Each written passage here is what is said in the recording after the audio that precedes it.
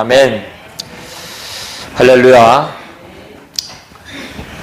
저와 여러분이 받은 이 직분이 하나님의 절대 주권 안에서 우리에게 주어진 하나님께로서 난 영광의 직분인 줄 믿습니다.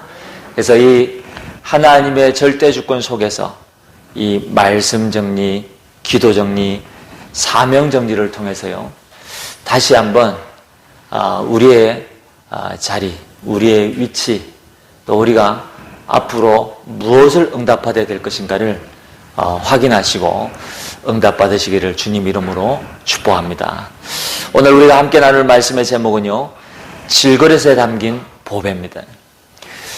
제가 이 말씀의 제목을 놓고 얼마나 기도를 깊이 하고 심사숙고하고 많은 시간을 보냈는지 모릅니다. 처음에는 우리 7절에 있는 대로요, 우리가 이 보배를 질그릇에 가졌으니 이렇게 제목을 잡았었거든요. 그런데 아무리 생각해도 약해요. 하나님이 원하시는 제목 같지가 않아요. 그래서 또 기도하다가 마음에 보배를 담은 질그릇, 이렇게 제목을 잡았거든요. 그런데 보배를 담은 질그릇이라고 하고 보니까 이것 또한 하나님이 원하는 제목 같지가 않아요. 그래서 계속 기도하던 중에 붙잡은 제목이 그제서야 깨닫게 되어졌습니다. 강조점이 질그릇이 아니구나. 강조점이 보배구나. 할렐루야. 그렇죠. 그래서 질그릇에 담긴 보배라. 얼마나 감사한지 모릅니다. 하나님은 우리가 드러나는 것을 원치 않는 거예요. 하나님은 이 복음이 드러나기를 원하고 그리스도가 증거되어지기를 원하고 또 하나님이 영광 받기를 원하시는 것입니다. 그렇죠. 이것을 깨닫고 나서 보니까요, 그렇구나. 내가 아직까지도 복음 하나님의 말씀을 전한다 하면서도 수준이 이것밖에 안 되는구나. 그걸 다시 한번 또 발견한 겁니다. 제 수준이 어떤 수준이라고요? 보배를 담은 질그릇. 이게 제 수준이에요. 근데 하나님의 수준은 어떤 수준이라고요? 질그릇에 담긴 보배. 아마 잘 이해가 안 되는 분들은 그 말이 그 말 아닙니까? 라고도 할 수 있는데, 근데 그 말이 아니에요. 이 강조점을 어디에 두느냐가 중요한 거거든요. 우리는 질그릇에다 두는 것이 아니고 이 강조점을 보배에다가 둬야 되는 거예요. 그렇죠. 그래서 오늘 이 말씀의 제목을 질그릇에 담긴 보배, 이렇게 말씀을 제목으로 잡게 되어졌습니다. 오늘 서론에 보니까요, 바울은 많은 환난과 고난 그리고 핍박을 당했습니다. 그럼에도 불구하고 자신이 섬기던 교회 안에, 이 고린도 교회 안에 바울을 대적하는 성도들이 있었다니까요. 그런데 이 바울은요, 끝까지 그들을 책망하지 아니하고 그들을 밀어내지 아니하고 그들을 주의 사랑으로 사랑하며 그들을 섬기고 그들을 품고 수용하고 심지어 그들을 위로하며, 할렐루야. 여러분, 끝까지 승리하게 되어진 바울의 모습을 우리는 말씀을 통해서 확인할 수 있습니다. 여러분, 오늘 이 본문에 기록된 대로 이 보배를 가졌기 때문인 줄 믿습니다. 그래서 이 큰 보배를 생각할 때마다 바울은요, 문제가 아닌 거예요. 그렇죠? 어떤 분이 그렇게 말씀하셨잖아요. 사방에서 많은 문제들이 일어났지만 내가 받은 주의 은혜가 크고 하나님 주시는 이 응답이 많으니까 그 문제가 보이지 않더라는 겁니다. 왜? 응답이 너무 많으니까. 하나님이 은혜를 너무 많이 주시니까. 이것만으로도 벅차고 감당하기 어려우니까 문제가 안 되는 거예요. 여러분, 이만큼 응답을 받으시고 이만큼 축복을 받게 되시기를 주님 이름으로 축원드립니다. 오늘 이 보배 안에 하나님의 심히 큰 능력이 있기 때문이라고 바울은 고백하고 있습니다. 이 큰 보배를 여러분 우리의 질그릇에 담게 되시기를 주님 이름으로 축복합니다. 오늘 첫 번째 뭐냐? 여러분 오늘 이 고린도후서 4장 1절로 15절에 있는 이 말씀은요, 딱 두 부분으로 나눌 수 있습니다. 1절에서 6절까지는 이 바울이 오직 복음만 전했다는 것입니다. 그래서 자신의 사역과 자신의 마음의 어떤 이 사역에 임하는 자세를 이야기하고 있습니다. 그러면서 7절부터 15절까지는 고난을 무릅쓴 바울의 사역을 이야기하고 있는 거예요. 여러분, 오늘 우리가 이 바울이 기록한 1절로 15절에 있는 이 바울의 서신을 보면서요, 우리가 드러난 부분을 바라볼 때는 이 두 부분으로 우리가 요약하고 우리가 정리할 수 있지만, 사실은요, 오늘 이 바울이 이 부분을 이야기하면서 드러나지 않게끔 이야기하고 있는, 우리에게 설명하고 있는 부분들이 있다니까요. 자, 그래서 오늘 1절부터 한번 또 확인해 보겠습니다. 4장 1절에 보니까 그러므로 그랬죠. 그러므로 이 말은 앞에 이야기한 내용을 이제 정리하면서 그러므로라는 이야기잖아요. 그래서 지난 주간에 우리가 말씀 받을 때 그러므로 앞에 있는 어떤 내용이 어떤 내용이었습니까? 직분에 관한 내용이었거든요. 자, 그래서 우리가 이 직분을 받아 그랬죠. 영광의 직분을 받았습니다. 이 직분을 받아 긍휼하심을 입은 대로 낙심하지 아니하고. 할렐루야. 여러분, 바울은 고린도 교회 안에 자기 자신을 대적하고 이 사도직에 관한 부분에 의심을 가지고 청거서를 통해서 증명하고 이 고린도 교인들이 있었음에도 불구하고 낙심하지 아니하고, 그러면서 2절에 보니까요, 이에 숨은 부끄러움의 일을 버리고 속임으로 행하지 아니하며, 무슨 이야기입니까? 인본주의 쓰지 아니했다 이 말입니다. 그러면서 하나님의 말씀을 혼잡하게 하지 아니하고 오직 진리를 나타내므로. 그렇습니다. 오늘 첫 번째 대지에 보니까요, 조금 이따가 말씀을 드릴 부분입니다만은 세상을 혼미하게 하는 세상의 신이라고 그랬습니다. 이 부분이 어디에 나옵니까? 4절에 나옵니다. 그 중에 이 세상의 신이 믿지 아니하는 자들의 마음을 혼미하게 하여. 그렇습니다. 여러분, 이 세상 신은 이 사단을 이야기합니다. 조금 이따가 말씀드리겠고요. 자, 이어서 여기에 바울은 하나님의 절대 주권 속에서 직분을 받아 낙심하지 않고 복음을 전하였다 그랬습니다. 그러면서 이 복음을 전한 증거가 조금 전에 우리가 읽었죠. 2절에 오직 진리를 나타내므로. 그렇습니다. 바울은 다른 거 전하지 아니었습니다. 자신의 사상, 헬라 철학, 이런 자신의 지식 전달하지 않았습니다. 바울은 자기 것이 아닌 하나님의 것을 전달했습니다. 그래서 하나님의 말씀을 혼잡하지 아니하고 오직 진리를 나타내므로 하나님 앞에서 각 사람의 양심에 대하여 스스로 추천하노라. 양심적으로 하나님의 말씀을 전했다는 겁니다. 자, 그러면서 또 4절에 보니까 이런 내용이 있죠. 자, 조금 전에 읽었습니다만 그 중에 이 세상의 신이 믿지 아니하는 자들의 마음을 혼미하게 하여 그리스도의 영광의 복음의 강체가 비치지 못하게 함이니 그리스도는 하나님의 형상이니라. 그렇죠. 전에 말씀드렸잖아요. 그리스도는 하나님의 형상이다. 그리스도는 하나님의 지혜다. 그리스도는 하나님의 능력이다. 그리스도는 하나님의 방법이다 그랬잖아요. 그런데 이 성경이 오늘 고린도 후서에 또 기록이 되어져 있습니다. 그런데 우리가 전에 이 성경을 어디서 확인했습니까? 골로새서 1장 15절에 보니까 바울이 그리스도는 하나님의 형상이니라 그랬잖아요. 그러니까요, 바울은요, 이 어마어마한 그리스도에 대한 비밀들을요, 굉장히 많이 발견할 수 있었던 것입니다.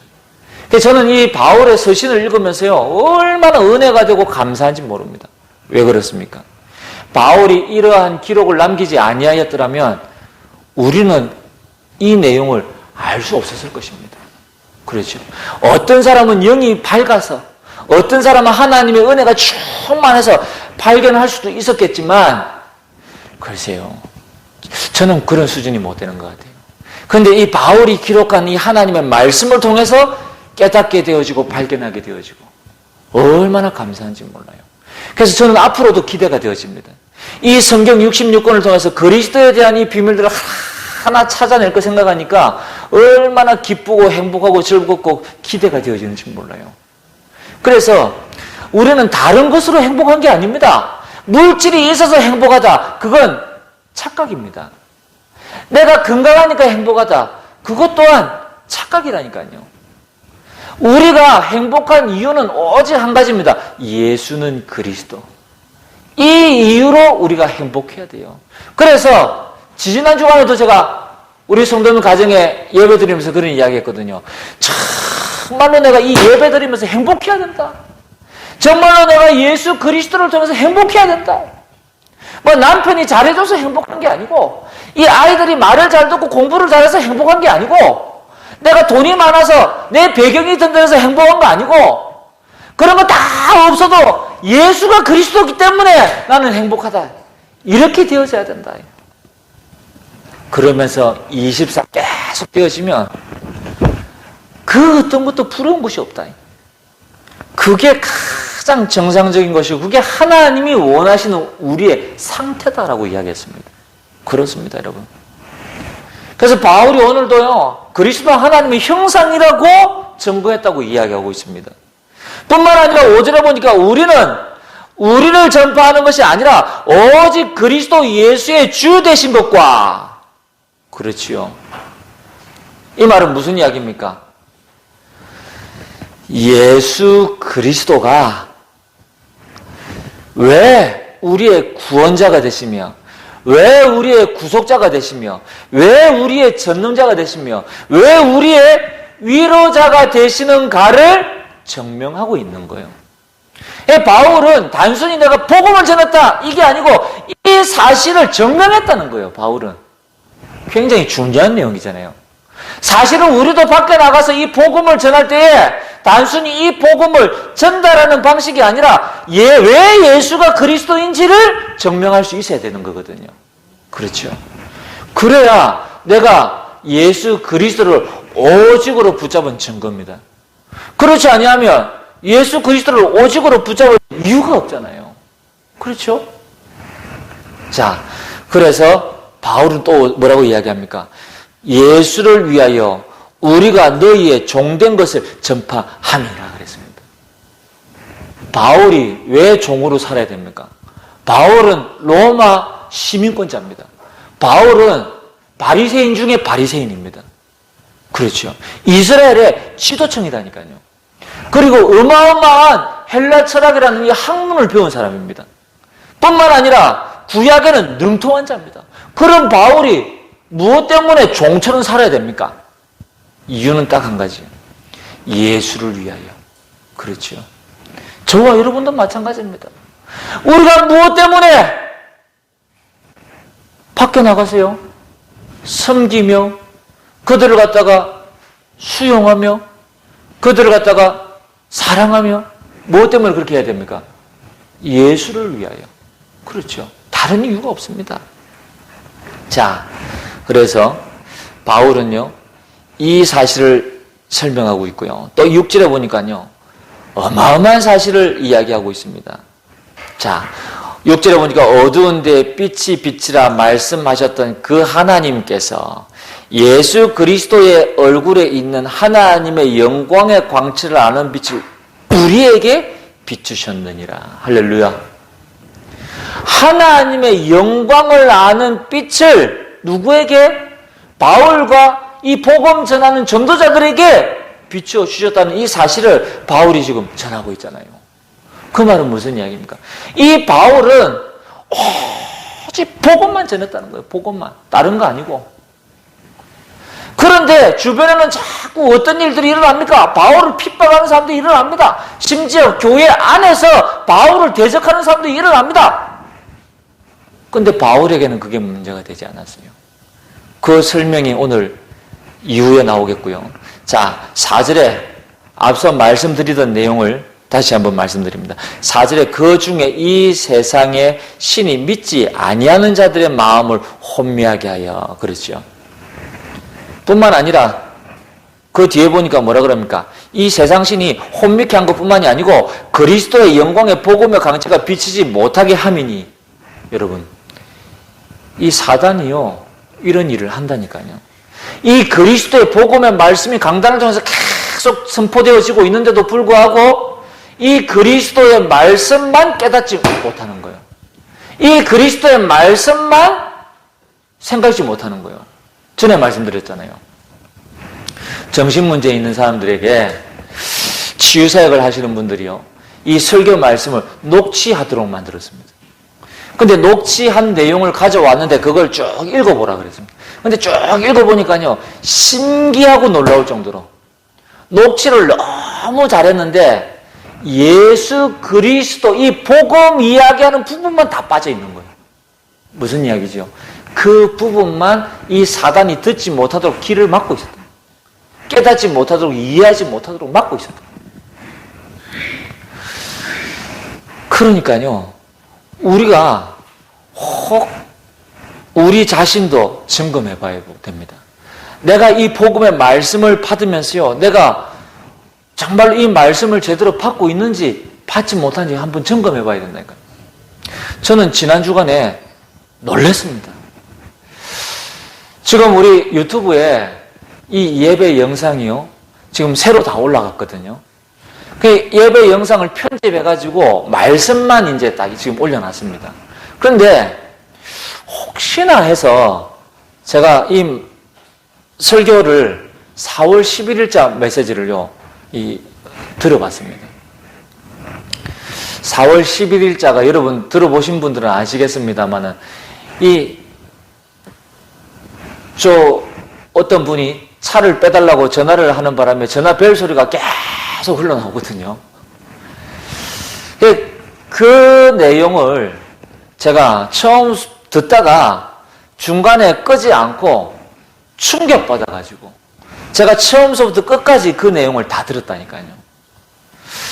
좀 죄송한 표현이고 좀 부끄러운 표현이고 좀 미안한 표현인데요. 제가 그 내용을 딱 들으면서요, 충격받아 버렸어요. 아니, 내가 이렇게 설교를 했냐? 내가 이런 내용을 가지고 설교를 한 거야? 이 말씀이요, 너무 깊은 내용인 거예요. 그래서 저는 이 내용을 들으면서요, 이건 내가 한 게 아니구나. 이거는 하나님이 하셨구나. 하나님이 이 예배 드리는 시간에 전적으로 하나님이 역사하셨구나. 이건 내 스타일이 아니야. 이거는 내가 설교를 할 수 있는 내용이 아니야. 이게 하나님이 하셨구나. 이걸 생각하니까요, 충격도 충격이지만요, 한편으로는요, 좀 무서운 생각도 드는 거죠. 그렇구나. 그래서 여러분, 정말입니다. 여러분이 우리가 이 예배를 드리는 시간에요, 사단이 역사할 수 있습니다. 예배를 방해할 수 있다니까요. 말씀을 못 듣도록 우리 길을 막을 수도 있습니다. 그러나 여러분이요, 이 말씀을요, 돌아가셔서 다시 한번 또 듣고 또 계속 들으시면요, 어느 순간 흑암이 떠나가고 말씀이 들려오는 시간표가 있을 겁니다. 저는 그걸요, 굉장히 체험을 많이 하고 있거든요. 제가 매일 하루에 3번씩 이 정시 예배를 드리잖아요. 이 예배를 드리면요, 지난 메시지들을 가지고 제가 또 이렇게 은혜를 받는 그런 이 예배 드리는 시간도 있거든요. 근데 그 말씀을요, 정신 차리고 집중해서 이 말씀을 다 듣고 있어 보면요, 그때 내가 놓쳤던 부분이요, 발견되어지는 거 있죠. 내가 이 중요한 내용을 놓치고 있었구나. 내가 이 중요한 내용을 잊어버렸구나. 그걸 생각하니까요, 이 예배를 대충 드려서는 안 되겠구나. 이 말씀에 계속 집중해야 되겠구나. 또 듣고 더 듣고 이렇게 하면서 이 내가 놓쳤던 부분들을 발견하고 그걸 갖다가 언약으로 붙잡고 그걸 생명처럼 붙잡고 기도해야 되겠구나.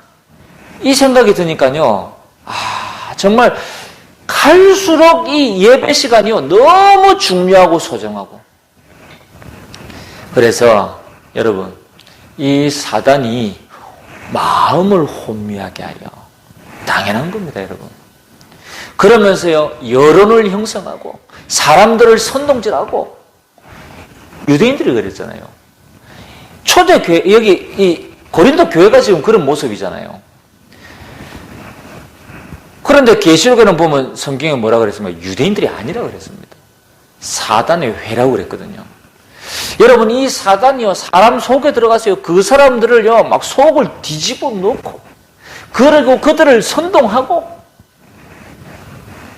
그러면서 복음 전하는 사람을 갖다가 핍박하고, 심지어 죽이기까지 하고. 그렇습니다, 여러분. 저들은 어떤 생각을 가지고 있습니까? 어떻게 핍박합니까? 하나님은 없다는 거예요. 신은 죽었다는 겁니다. 누가? 니체가. 어떤 분이 화장실 들어가니까 신은 죽었다. 니체 써놨더래요. 그래서 자기 나오면서 글을 써놓고 나왔대요. 니체는 죽었다. 갈로 열고 하나님 갈로 닫고. 맞잖아요. 여러분, 사람들이요, 이 하나님을 모르니까요, 이 얼마나 큰 실수를 하는지 모릅니다. 그래서 이거 영적 무지, 영적 무능, 영적 실패 가운데 완전히 빠져가지고요, 이제는 하나님 아닌 다른 대상을 섬기기 시작하는데요, 우상을 만들어 놓고 신전을 만들어 놓고. 여러분, 지금 전 세계가 관광지 가보면 신전이 없는 데가 없습니다. 전부 우상입니다. 저는 약 한 10몇 년 전에 일본의 나고야 가가지고요, 그 나고야에 있는 아시아에서 가장 큰 신사라 그러더만요. 그 신사에 가서 이제 이렇게 관광을 하고 돌아왔는데요, 와, 정말 대단하더라. 여러분, 얼마만큼 대단하냐? 입구에서부터 걸어 들어가는데 몇 시간을 걸어서 들어가야 돼요. 몇 시간을. 그만큼 큰 거예요. 그리고 들어가는데 중간중간에요, 이 뭐 애기 귀신인지 뭔지 이렇게 막 이상한 거 막 만들어 놓고 막 수천 개, 수백 개, 수만 개를 만들어 놓은 거예요. 중간중간에. 그런데도 그거 보고요, 사람들은 좋자고요, 거기에 가가지고 또 절을 하고 섬기고, 또 중간에는 보니까 또 이렇게 뭐 이런 수증기가 올라오는데 보니까 그거 뭐 이렇게 막 마시기도 하고, 그리고 막 이렇게 물을 갖다가 뭐 이렇게 따라서 이렇게 붓기도 하고, 심지어 동전 던져 놓는 데도 있고. 야, 참 대단하더라고요. 대단. 전부 귀신이 귀신. 우상 섬기. 모르고 하는 거겠지요.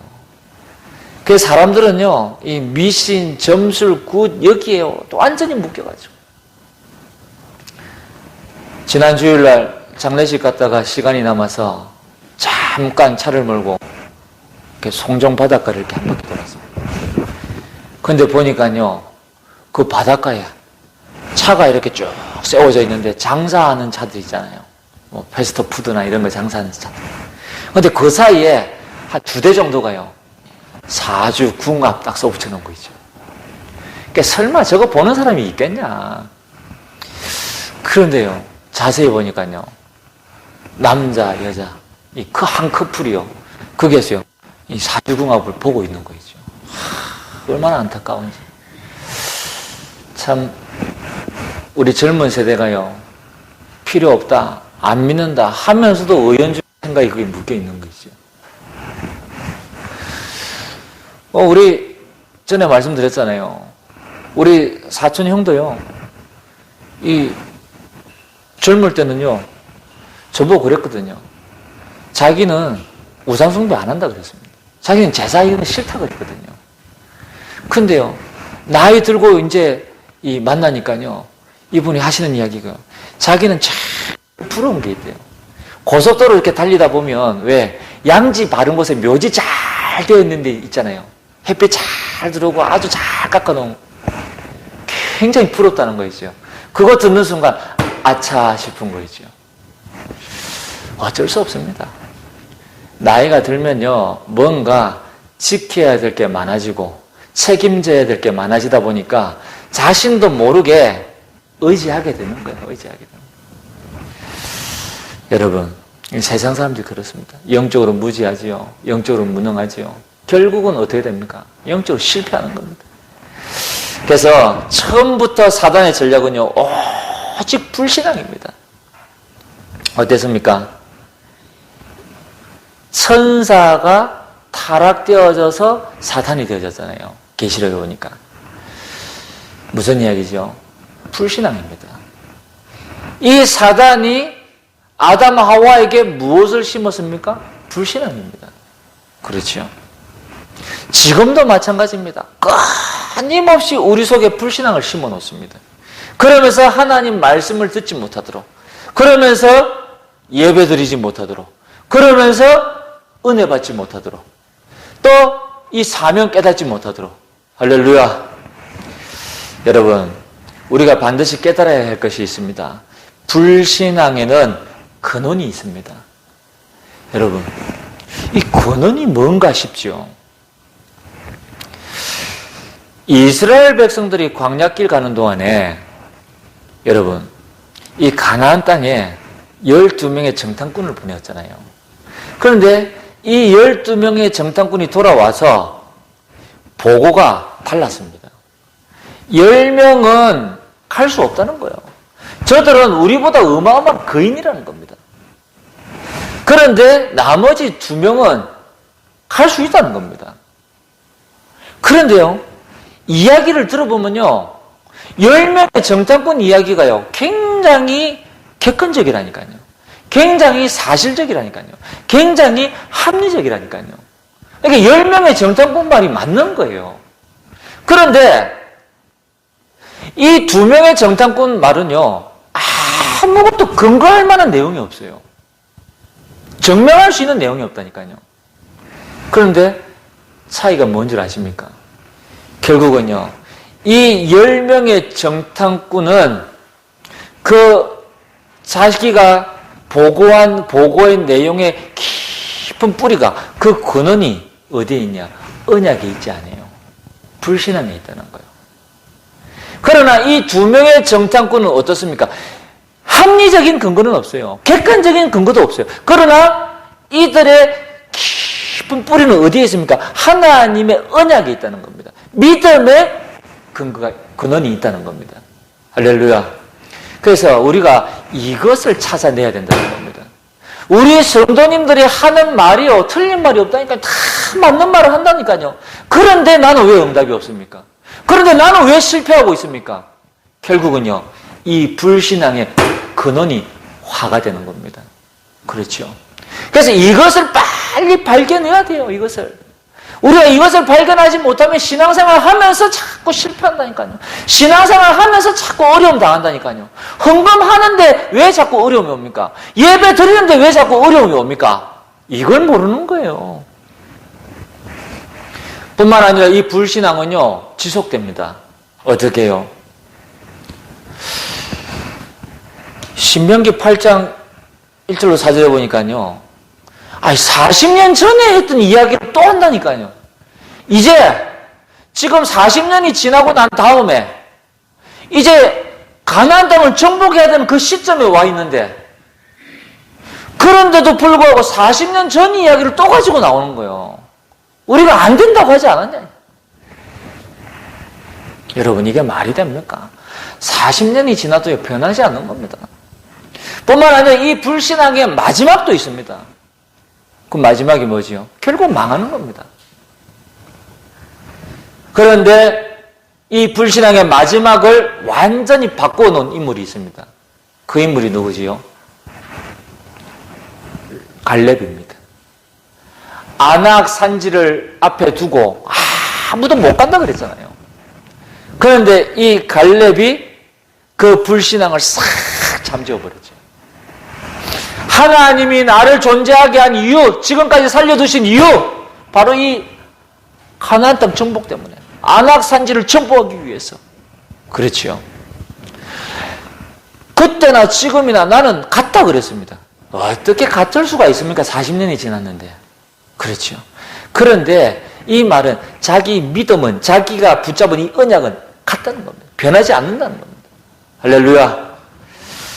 여러분, 우리의 불신앙의 상태가 믿음의 상태로 빠져나오게 되시기를 주님으로 축복합니다. 그걸 보고 치유라고 하는 거예요. 그렇죠. 빨리 우리가 치유받아야 됩니다. 자, 그래서 왜 이런 내용을 말씀을 드립니까?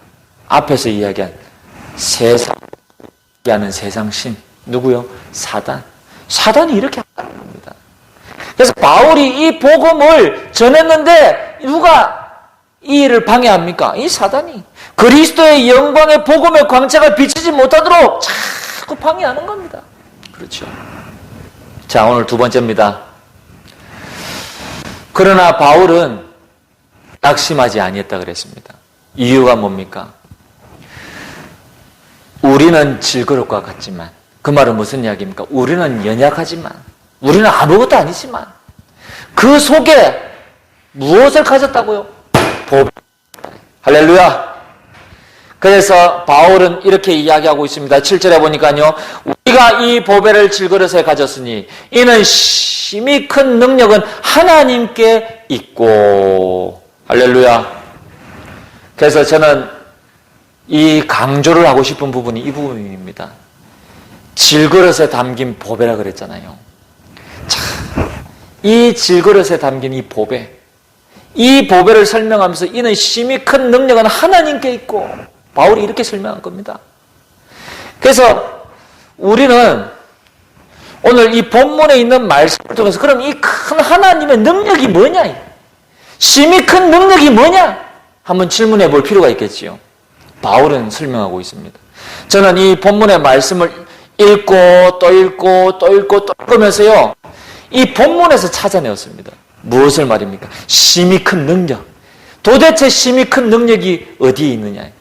2절에 보니까요, 하나님의 말씀을 혼잡하게 하지 아니하고 그랬습니다. 또 6절에 보니까요, 어두운 데 빛이 빛이라 말씀하셨던 그 하나님께서 그랬습니다. 무슨 이야기입니까? 심히 큰 능력이 하나님의 말씀에 있다는 겁니다. 그렇죠? 왜요? 조금 전에 읽었잖아요. 6절에 어두운 데 빛이 빛이라 말씀하셨던 그 하나님께서 말씀으로 빛이 빛이라고 말씀하셨잖아요. 창조의 능력이 하나님의 말씀에 있었습니다. 그렇죠? 심히 큰 능력이 하나님의 말씀에 있는 줄 믿습니다. 그래서 저와 여러분이 이 하나님의 말씀을 붙잡게 되시기를 주님으로 축복합니다. 그러면 끝나는 겁니다. 왜? 다른 것에 능력이 있는 것이 아니고 하나님의 능력은 하나님의 말씀에 있다. 뿐만 아니라 심히 큰 이 능력이 또 어디에 있습니까? 오늘 4절에 보니까 또 이런 내용이 있지요. 그리스도의 영광의 복음의 강체가 비치지 못하게 함이니 그리스도는 하나님의 형상이니라 그랬습니다. 또 우리가 6절에 보니까 이런 내용이 있죠. 자, 어두운 데 빛이 빛이라 말씀하셨던 그 하나님께서 예수 그리스도의 얼굴에 있는 하나님의 영광을 아는 빛을 우리 마음에 비추셨느니라. 예수 그리스도가 계속 나옵니다. 여러분, 심히 큰 능력이 예수 그리스도께 있는 줄 믿습니다. 그래서 우리가 무엇을 붙잡습니까? 예수 그리스도 붙잡는 겁니다. 그렇죠? 이 예수 그리스도를 계속 강조하고 예수 그리스도를 계속 붙잡으라는 이유가 하나님의 능력이 예수 그리스도 안에 있기 때문에 뿐만 아닙니다. 오늘 우리가 7절에 보니까 우리가 이 보배를 질그릇에 가졌나니 그랬습니다. 심히 큰 능력이 네, 예수 그리스도 맞습니다. 또 심히 큰 능력이 질그릇에 담긴 이 보배 안에 있는 겁니다. 할렐루야. 여러분이 질그릇에 담긴 이 보배가 무엇인 줄 아십니까? 바로 구원의 복음을 이야기하는 것입니다. 그렇죠? 여러분, 우리가 복음을 계속 강조하는 이유가요, 이게 심히 큰 능력이기 때문에 그렇습니다. 할렐루야. 뿐만 아니라 또 마지막 하나가 있습니다. 제가 이거 찾는데 꽤 시간이 걸렸습니다. 어디에 있습니까? 13절에 기록된 바 내가 믿었으므로 말하였다 한 것 같이 우리가 같은 믿음의 마음을 가졌으니 우리도 믿었으므로 또 말하노라 그랬습니다. 우리의 믿음이 심히 큰 하나님의 능력인 줄 믿습니다. 할렐루야. 이쯤 되어지면요, 끝나는 겁니다. 왜? 우리는 이미 하나님의 말씀 붙잡았잖아요. 우리는 이미 예수 그리스도 붙잡았잖아요. 우리는 이미 구원의 복음 붙잡았잖아요. 우리는 이미 믿음 가지고 있잖아요.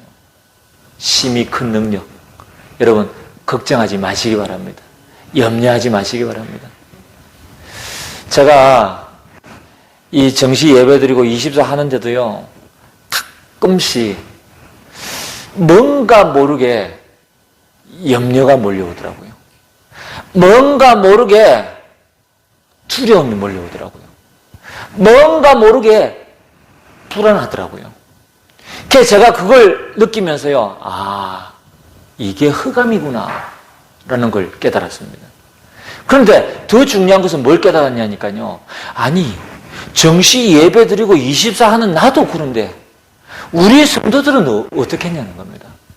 우리의 성도님들은 여러분들이 이 예배를 마치고 예배당 문을 나서는 그 순간부터 여러분은 또 혼자 이렇게 생활을 많이 하시잖아요. 사회생활도 하시고. 그러면 여러분들은 어떻게 했냐는 겁니다. 그렇구나. 우리가 이 예배 드리는 시간 이외의 시간들은 이 흑암에게 노출되어져 있잖아요. 창세기 3장 문제 노출되어져 있잖아요. 그러니까 우리 성도님들도 자꾸 염려하고 걱정하고 불안해하고 뭔가가 이게 편안하지 않겠구나 이 생각이 드는 거죠. 그렇다면 빨리 저는 뭐 해야 되겠습니까? 우리 성도들에게 이 복음의 말씀을 계속 전할 수 있도록 돕는 역할을 해야 될 거 아닙니까? 그러다 보니까요, 제가 우리 성도님들 한 분 한 분 이름 놓고 기도할 때마다요, 거의 무슨 기도를 하느냐? 흑암 꺾는 기도를 합니다. 그래서 저는요, 우리 성도들을 위해서 다른 기도 안 합니다. 여기 앉아있는 분들 한 분 한 분 얼굴 생각하면서 이름 생각하면서요, 계속 흑암은 결박받고 떠나갈지어다. 계속 기도합니다. 예. 우리 저기 앉아계신 우리 조평 성도님 위해서도요, 흑암은 결박받고 떠나갈지어다. 우리 박 권사님 위해서도요, 흑암은 예수 이름으로 결박받고 떠나갈지어다. 우리 공집사님 위해서도요, 흑암은 예수 이름으로 결박받고 떠나갈지어다. 계속 기도합니다. 왜? 제가 겪어보니까 내 주변에 아무 일 없는데 뭔가 불안하고 염려스럽고 뭔가 편안하지가 않고 이게 흑암인 거예요. 그래서요, 우리 성도님들 생각하면서요, 계속 흑암 꺾는 겁니다. 왜? 우리 성도님들이 이 축복 받으셔야 되니까, 누려야 되니까. 그렇죠. 다른 거 없습니다. 오늘 이 시간 이후부터 하나님의 말씀 붙잡게 되어지길 바랍니다. 예수 그리스도 붙잡게 되어지길 바랍니다. 구원의 복음 붙잡게 되시길 바랍니다. 그러면서 나의 상태가 믿음의 상태. 할렐루야. 자, 그래서 오늘 두 번째 보니까 7절에 이런 내용이 있지요. 이제 말씀드립니다. 우리가 이 보배를 질그릇에 가졌으니. 그렇습니다. 바울이 이 보배를 가졌기 때문에 사방으로 우겨삼을 당하여도 쌓이지 아니하며. 할렐루야. 여러분, 이 사단이 아무리 전방에서 360도로 에워싸고 공격해도 쌓이지 아니하고. 왜? 보배를 가졌기 때문에. 원문에는 이런 뜻을 가지고 있습니다. 보니까요, 이 사단이 아무리 360도 에워싸도 다 에워쌀 수 없다. 빠져나갈 구멍이 있다. 이렇게 원문에 표현되어져 있습니다. 이거나 저거나 어쨌든 하나님의 능력입니다. 그렇죠. 자, 그래서 뿐만 아니라 답답한 일을 당하여도 낙심하지 아니하며. 그렇습니다. 우리가 세상 일이 내 마음대로 되는 일이 없습니다. 우리가 하나님의 방법을 몰라서 때로는 내 방법 쓸 수 있습니다. 인본주의 쓰다 보면 이 방법도 쓰고 저 방법도 쓰고 다 동원할 수 있습니다. 그런데 총동원해 보지만 해결이 안 될 때 어떻습니까? 답답하잖아요. 그렇죠. 그런데 낙심하지 마시기 바랍니다. 하나님의 말씀이 있습니다. 예수 그리스도가 있습니다. 구원의 복음이 있습니다. 이것만 붙잡으면 답답한 일을 당하여도 낙심하지 아니하고. 할렐루야. 뿐만 아니라 박해를 받아도 버림받지 아니하며. 그렇습니다. 우리는 버림받아진 존재가 아닙니다. 우리는 남은 자입니다. 우리는 남는 자입니다. 우리는 남을 자입니다. 우리는 남길 자입니다. 그렇죠. 우리는 흩어진 자입니다. 버림받은 자가 아닙니다. 박해를 받아도 상관없습니다. 그곳에 주님 나와 함께 하시기 때문에. 그렇죠. 자, 그러면서 마지막 세 번째는 뭡니까? 자, 여기에 거꾸로뜨림을 당하여도 망하지 아니하고 그렇습니다. 우리의 신분은 영원한 것입니다. 하나님이 우리에게 영원한 축복을 주셨습니다. 그렇기 때문에 절대 망하지 않습니다. 우리가 여기에 대한 분명한 하나님의 말씀 붙잡으시기 바랍니다. 여러분, 앞서 바울이 한 고백을 함께 나누었습니다. 우리가 이 바울을 조금 더 살펴본다면요, 바울은 처음부터 그 출발 자체가 하나님의 절대 계획을 붙잡는 것이었습니다. 어떤 내용이지요? 말씀을 통해서 확인시켜 드리겠습니다. 사도행전 9장에 보니까요, 이런 내용이 있죠. 15절에 가라, 이 사람은 내 이름을 이방인과 임금들과 이스라엘 자손들에게 전하기 위하여 택한 나의 그릇이니라 그랬습니다. 바울은 처음부터 부르심을 받을 때부터 하나님의 절대 계획을 붙잡는 것에서부터 출발됩니다. 이 말은 무슨 이야기입니까? 하나님의 절대 주권 속에 부름받은 바울이라는 겁니다. 그러니까 이 바울이 하나님의 절대 주권을 붙잡았습니다. 이 바울이 하나님의 절대 계획을 붙잡았습니다. 그러면서 이 바울은 사도행전 13장 1절로 3절에 최초로 선교사로 파송을 당하면서 무엇 했습니까? 금식하며 기도하고. 그렇죠. 무엇 때문에요? 하나님의 절대 계획을 붙잡는 그 순간 그것은 하나님의 절대 언약이 되어진 겁니다. 그리고 절대 언약을 붙잡고 이제는 이 바울이 선교사로 파송을 받고 이 하나님 앞에 기도하잖아요. 사도행전 10장 6절로 10절에는 보니까 막혔습니다. 아시아로 가고자 했는데 막혔습니다. 그런데 기도해 보니까 하나님이 마게도냐라고 가라고 말씀하고 계십니다. 이게 뭡니까? 하나님의 절대 여정을 가는 길입니다. 그렇죠. 뿐만 아니라 사도 바울은요, 이제 하나님의 절대 목표를 향해서 달려가게 되어졌습니다. 우리가 잘 아는 성경 구절에 사도행전 19장 21절에 두란노에서 어마어마한 하나님의 역사가 일어났는데도 불구하고 21절에 보니까 이 일이 있은 후에 바울이 마게도냐와 아가야를 거쳐 예루살렘에 가기로 작정하여 이르되 내가 거기 갔다가 후에는 로마도 보아야 하리라. 무엇을 붙잡은 겁니까? 하나님의 절대 목표가 된 것입니다. 그렇죠. 뿐만 아니라 23장에 보니까요, 11절에 바울이 또 이야기합니다. 지금 죽게 되어졌잖아요. 풍랑이 일고 지금 막 죽게 되어졌잖아요. 그럼에도 불구하고요, 자, 담대하라. 내가 예루살렘에서 나의 일을 증언한 것 같이 로마에서도 증언하여야 하리라 그랬습니다. 뿐만 아니라 여러분이 20장 24절에 이런 내용이 있습니다.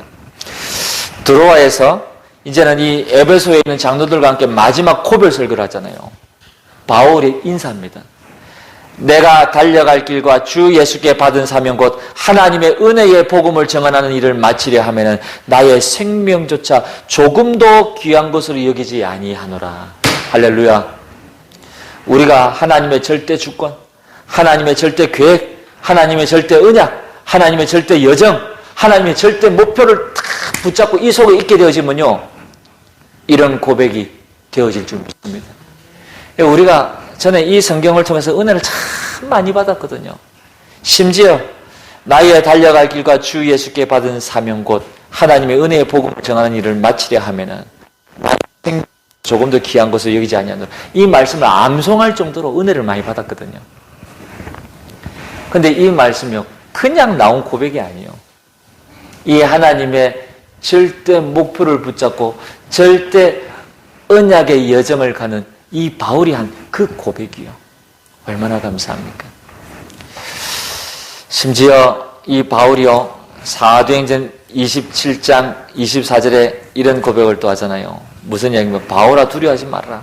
네가 가이사 앞에 서야 하겠고 또 하나님께서 너와 함께 항해하는 자를 다 내게 주셨다 하였으니 무슨 이야기입니까? 로마 복음화를 향해서 끝까지 가는 겁니다. 근데요, 저는 여기서 끝인 줄 알았거든요. 나중에 로마서 읽어보니까요, 또 나오더라고요. 로마서 15장 28절에 보니까요, 너희에게 들렀다가 서바나로 가리라 그랬습니다. 그래서 제가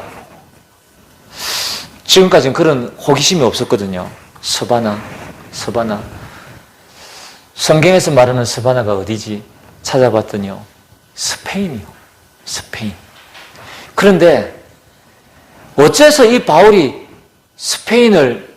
스바나를 이렇게 그 시대의 땅끝으로 이렇게 붙잡았는지는 모르지만요.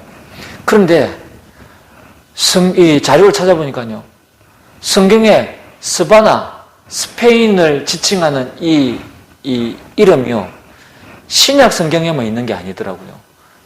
구약에도 있더라고요. 구약에 우리가 잘 아는 인물이지요. 하나님이 니느웨로 가라 그랬는데, 다시스로 가라 그랬는데 니느웨로 갔던 인물이지요. 그래서 나중에는 어떻게 되어졌습니까? 물고기 뱃속에까지 들어갔다가 3일 만에 회개하고 나와가지고, 그래서 이제 이 다시스로 가서 복음 전했더니 하나님이 막 그 백성들을 회개케 만들고 복음 듣게 만들고 막 역사 일어나니까 이럴 줄 알았어. 하나님 앞에 막 하더니 누굽니까? 요나입니다. 그런데 여기서 말하는 다시스가 스페인입니다. 구약 시대 때도 스페인을 지칭하고 있었어요. 자, 그래서 바울의 최종 목표는 뭐였냐? 스바나 가는 것이었습니다. 무엇을 말씀드립니까? 바울은 그 시대에 237 나라 5천 종족을 붙잡고 하나님 앞에 섰던 인물입니다. 우리도 마찬가지입니다. 우리가 이 하나님의 절대 주권, 하나님의 절대 계획, 하나님의 절대 언약, 하나님의 절대 여정, 하나님의 절대 목표 속에 있으면서 정말로 237 나라 5천 종족을 붙잡고 함께 응답을 받아가야 될 줄 믿습니다. 그러면 제가 왜 이 부분을 자꾸 우리 성도님들께 강조점을 이야기합니까? 제가 혼자 붙잡기에는 너무 큰 하나님의 절대 주권입니다. 그래서 우리 교회가, 우리 온 성도들이 이 영적인 힘을 하나로 합치자는 겁니다. 그래서 우리가 함께 237 나라 5천 종족 응답 받자는 이야기입니다. 그렇죠. 자, 마지막으로 말씀드립니다. 시편 116편 10절에 이런 내용이 있습니다. 어떤 내용입니까?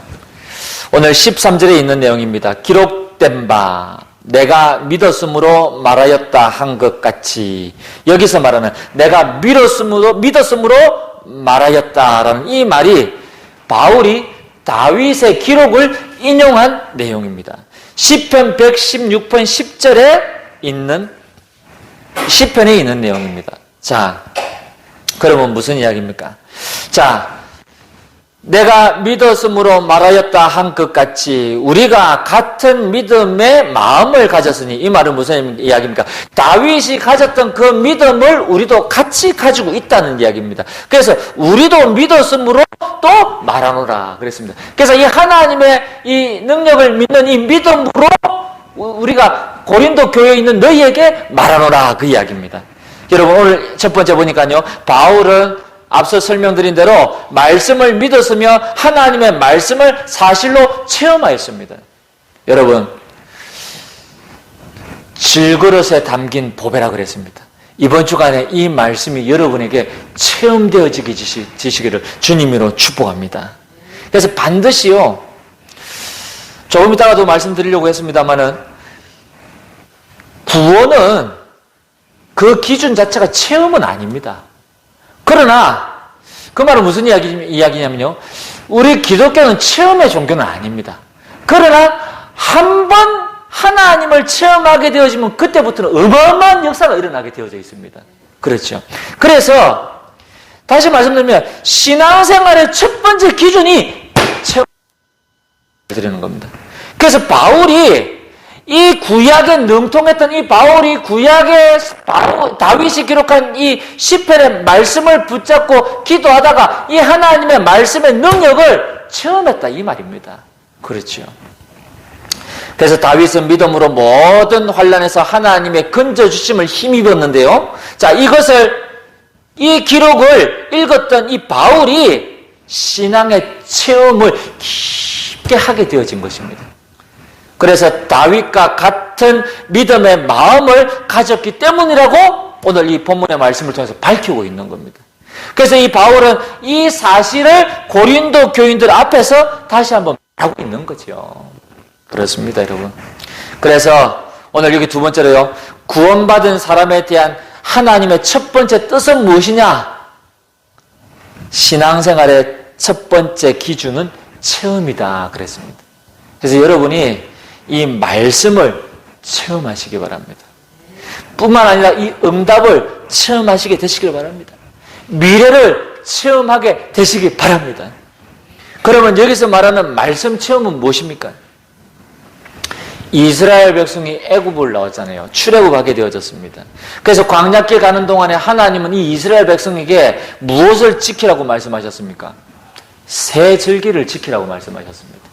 유월절, 오순절, 수장절을 지키라고 말씀하신 겁니다. 그 말은 무슨 이야기입니까? 광야길 가는 동안에 유월절, 오순절, 수장절을 체험하지 못한 백성들이 있었습니다.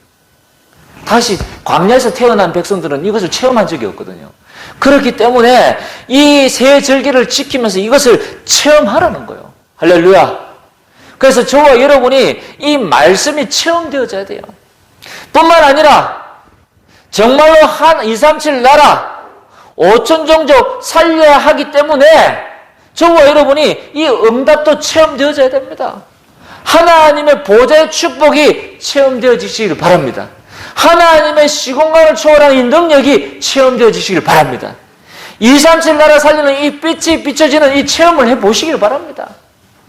여러분, 그래서 응답 체험 그리고 미래 체험, 이미 우리에게 이 미래가 보장되어져 있다니까요. 이것을 앞당겨서 내가 보게 되어지고 믿는 것을 보고 체험이라고 그러는 거예요. 미래 체험. 자, 그래서 여러분이 반드시 오늘 이 바울과 같이요, 이 체험해 보시길 바라겠고요. 마지막 세 번째는 뭐냐? 오늘 다시 한번 이 보배를 질그릇에 담아 보기를 주님으로 축복합니다. 무슨 이야기죠? 14절, 15절에 바울은 이야기합니다. 주 예수를 다시 살리시니가 예수와 함께 우리도 다시 살리사 그랬잖아요. 자, 무슨 이야기입니까? 하나님께서 이 예수 그리스도와 함께 우리를 살리셨다는 거예요.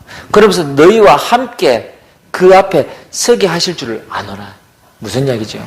고난을 이기고 승리하게 하신 그 하나님께서 이제는 너희와 함께 마지막 때에 너희와 함께 살리실 줄로 믿는다는 이야기입니다. 다시 말씀드려서 너희와 함께 승리하게 될 줄 믿는다는 겁니다. 그렇죠? 자, 다시 말씀드립니다. 그러면 왜 바울이 이런 내용으로 말씀을 전하고 있습니까? 자, 구약도 강조하고 있는 것이요, 그리스도 안에서, 복음 안에서 원내스를 강조하고 있습니다. 신약도 마찬가지입니다. 그리스도 예수 안에서의 원내스를 강조하고 있습니다. 교회도 그리스도 예수 안에서의 원내스를 강조해야 됩니다. 그렇죠? 그래서 바울은요, 함께라는 이야기를 지금 하고 있는 거예요. 고린도 성도들에게. 마찬가지입니다. 그래서 우리 성도님들이 함께 승리하게 되시길 바랍니다. 그래서 마지막 15절에 보니까 이는 모든 것이 너희를 위함이니. 그렇습니다. 그 어떤 무엇도 바울 자신을 위한 것이 없습니다. 너희를 위함이니. 많은 사람의 감사로 말미암아 은혜가 더하여 넘쳐서 하나님께 영광을 돌리게 하려 함이라. 그렇죠. 마지막은 언제든지 하나님께 영광입니다. 저와 여러분의 신앙의 발자취, 그리고 신앙의 자세, 신앙의 그릇이, 모습이 되어지시기를 주님 이름으로 축복합니다. 그래서 우리는 오늘 다시 한번 이 보배를 질그릇에 담아야 되겠는데요. 자, 이 보배가 무엇입니까? 이 시대에 우리에게 주신 이 보배가 무엇입니까? 24 예수는 그리스도입니다. 그렇죠. 24 237 나라 5천 종족입니다. 24 237 치유 서밋입니다. 24 흑암 결박하는 것입니다. 제가 말씀 정리하면서요, 그래, 이금은 다 끝나는 거야. 더 이상 필요한 것이 없어. 할렐루야. 그렇잖아요. 이거면 하나님이요, 모든 것 다 책임지시게 되어 있습니다. 우리가 염려할 것이 없습니다. 우리가 뭔가를 갖다가 내 방법을 동원해야 될 이유가 없습니다. 왜? 하나님이 다 하신다니까요. 24시간 예수 그리스도의 복음입니다. 24시간 237 나라 5천 종족입니다. 24시간 237 치유 서밋입니다. 24시간 흑암 결박입니다. 사단이 틈을 탈 틈이 없는 겁니다. 얼마나 저는 질그릇에 담긴 보배, 여러분이 이 보배를 다시 한번 여러분의 질그릇에 담게 되어지시길 바랍니다. 마지막 결론은 뭐냐? 우리가 먼저 이 보배로 충분하고 완전하고 모든 것이라는 결론이 나야 될 줄 믿습니다. 앞서 말씀드린 예수는 그리스도, 충분하고 완전하고 모든 것입니다. 237 나라 5천 종족, 충분하고 완전하고 모든 것입니다. 237 치유 서밋, 충분하고 완전하고 모든 것입니다. 흑암 결박하는 거, 충분하고 완전하고 모든 것입니다. 이것만 하면 다 끝나는 겁니다. 할렐루야. 이 결론이 나져버려야 돼요. 그래야 다른 거 안 붙잡습니다. 그래야 방황하지 않는다니까요. 다른 거 찾아다니지 않습니다. 그렇죠. 자, 뿐만 아니라 마지막으로요, 다른 세계와 영적 서밋의 축복을 누릴 수 있습니다. 무슨 이야기지요? 우리가 현실을 살아가잖아요. 근데 대부분 사람들이 육신을 가지고 있기 때문에 현실에 눈에 보이는 것이 답니다. 그런데 우리에게는 현실이 다가 아닙니다. 다른 세계가 있습니다. 그렇죠. 영적인 세계가 반드시 존재합니다. 우리는 다른 세계를 살아가는 사람입니다. 그렇다면 지금 내게 와 있는 염려, 불안, 걱정, 이것은 내 것이 아닙니다, 여러분. 왜? 우리는 다른 세계에 있기 때문에. 그렇죠. 그래서 이 영적 서밋의 축복을 누릴 수 있는 것입니다. 아마도 이제 오늘 5월 첫 주입니다만은 현대를 살아가는 대부분의 사람들이요, 월말 되면 걱정되어지는 거예요. 왜? 각종 영수증이 날아 들어오거든요. 그러니까 이것도 어떻게 해결하려고 하면 나도 모르게 영적인 힘이 빠지고 시험에 들고, 그러니까 한 달에 한 번씩 찾아오는 불안, 염려, 공포입니다. 그런데요, 앞서 말씀드린 것처럼요, 우리가 이 다른 세계, 영적인 서밋의 축복을 누리고 있다면요, 아무 문제 없습니다. 그렇죠. 여러분 승리하게 되시기를 주님으로 축복합니다.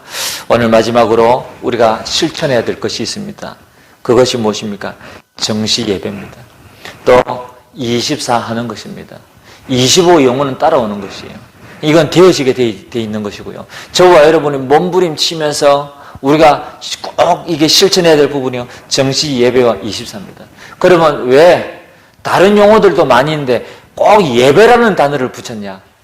예배가 아니면 안 됩니다. 예배가 되어져야 하나님이 역사하시고, 예배가 되어져야 흑암이 꺾이고 불신앙이 꺾이고 사단이 결박되게끔 되어져 있습니다.